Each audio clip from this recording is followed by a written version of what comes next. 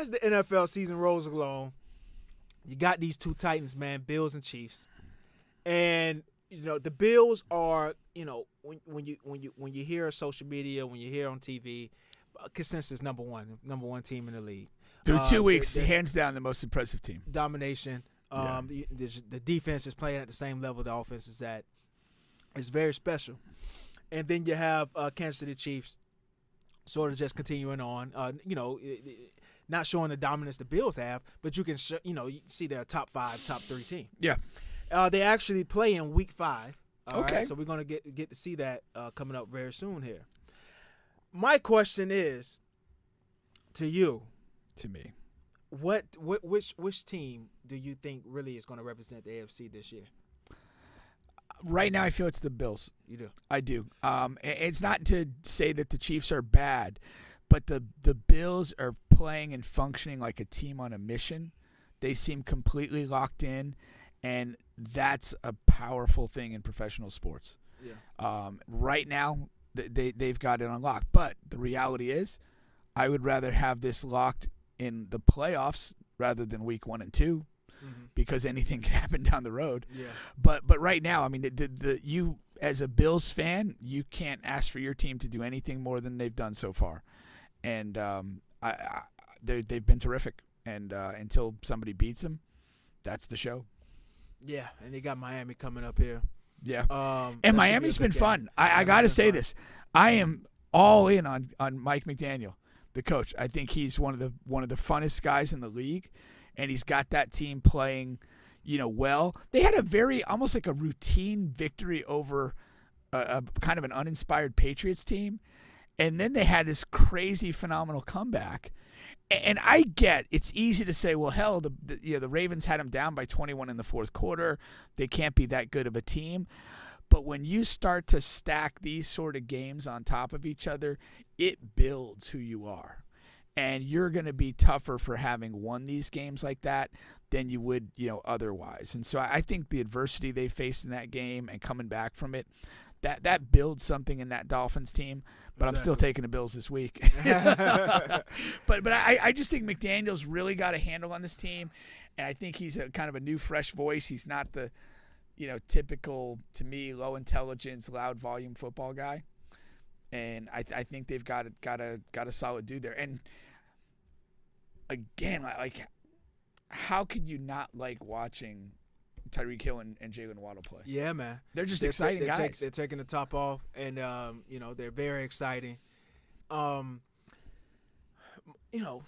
Chiefs is my team, so I think the Chiefs are going to represent the AFC. But my take on this is, it's funny how when you know what the outcome is, but new teams and new situations take you out of your stance and your belief. So you got the AFC West, and before the season starts, everybody is saying, man, this is probably the best division probably in the history of football. You know what I mean? You had a lot of people saying that, especially ESPN. And so we're talking the Chiefs, the Raiders. Yes, Broncos, and the Chargers. Yes. Okay. And mainly because of the quarterbacks on each team. Yeah.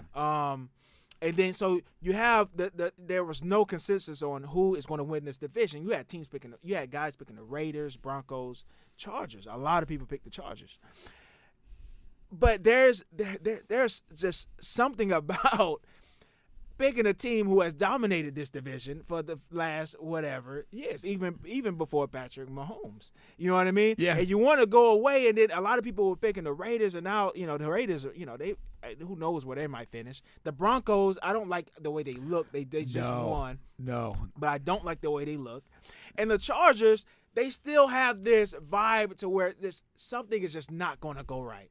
And that's always been the Chargers. Even when our guy was there who retired, the old quarterback, Phillip Rivers. Even when Phillip Rivers was there, with yeah. Damian, I'm talking just something is going to happen. Well, his whole career was, he never won the title. No. It was always, good teams for the most part. He was always regarded as a big talent and just never, got over the top. Just never could get over the hump. Yeah.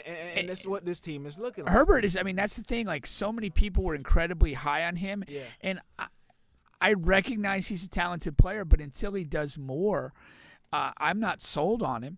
And I mean, on the pick six, they had a miscommunication. I'm not 100% sure that was his fault. It happens to the best of them.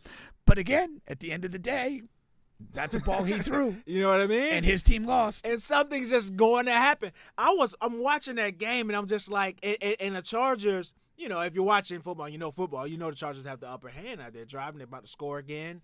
And I'm just completely confident. I'm calm. I'm saying something is just going to happen. Yeah.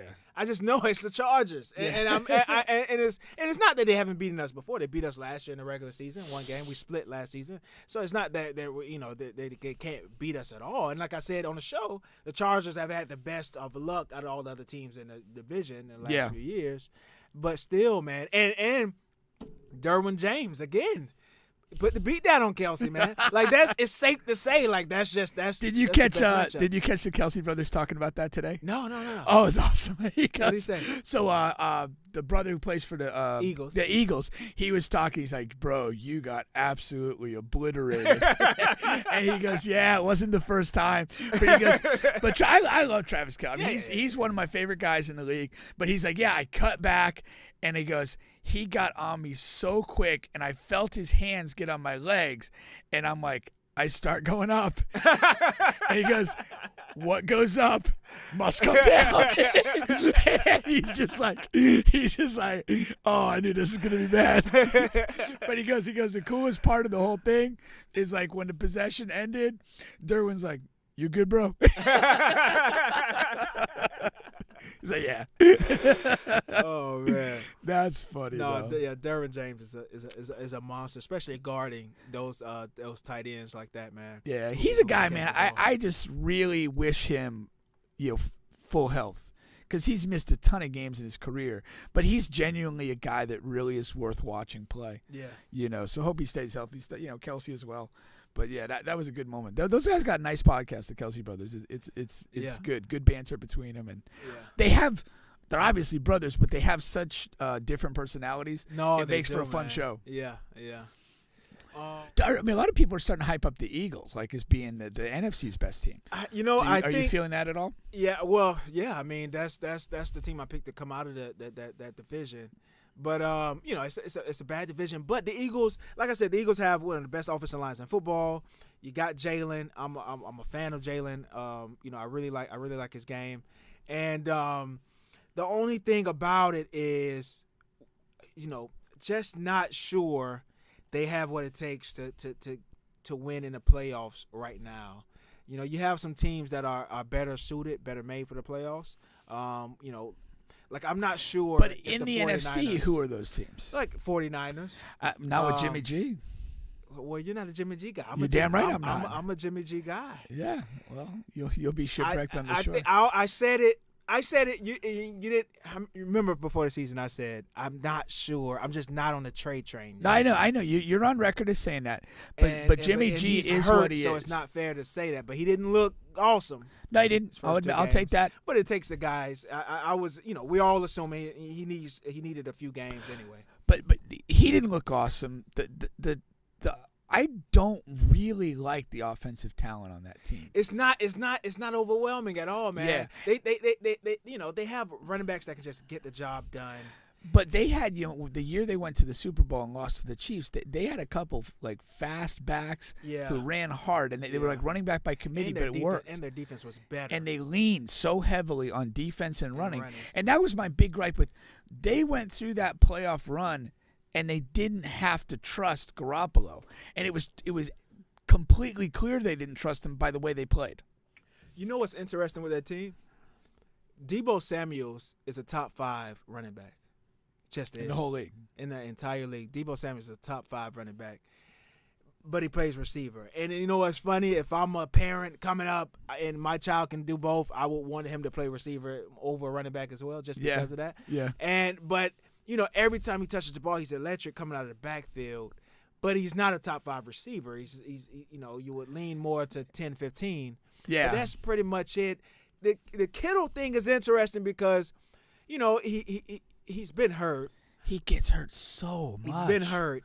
But it's like, even when he plays, he's a great tight end because he blocks and he can go out and catch passes. But he's not an elite route runner and pass catcher. What makes him elite is because he's such a great blocker and he can, catch passes here and there. Yeah, I mean, I've heard some different arguments weapon. on that, though, in that, like it almost hurts him scheme-wise that he blocks as well as he does, where they tend to lean on the blocking, and he doesn't run the same, type of routes that's the other premier high-profile tight ends get. You're saying because of the way the offense the way the offense is, and he's integral to their blocking. He really is. In a way that Travis and Waller and some of the other guys are not. Yeah. And so it's a little bit of a handicap on both sides for him. But to me, his biggest issue is health. I mean, when he's healthy and played, his catches, his yardage have been pretty strong. Maybe not at the level of Kelsey, but not terribly far off. But he misses too many games. Yeah, every year there's something. But I'm not. I mean, I right now I don't see the Eagles taking a clear, back seat to the 49ers. I think the teams are pretty comparable. Yeah. But the 49ers have that experience. I would lean on that experience in a playoff game. That's my point to that. Would I be shocked if the Eagles won? Of course not. I would be rooting for the Eagles because I'm a Jalen guy. Yeah. And my tie to Philadelphia sports. But speaking of which, Ben Simmons was on the JJ Redick yeah, podcast. I know, right? But before we digress, yes. We haven't mentioned the defending champions, the Rams. Yeah. When we talk about it, when we back. talk about experience, that's the team I would actually be more concerned about if you get him in a one-off playoff game this year. I wouldn't want to. Yeah. That's what I'm saying. Yeah. If I'm the Eagles, I'm more worried about the Rams than the Niners. If I'm the Niners, I'm probably more worried about the Rams than the Eagles. Yeah. Yeah. No, that's for sure.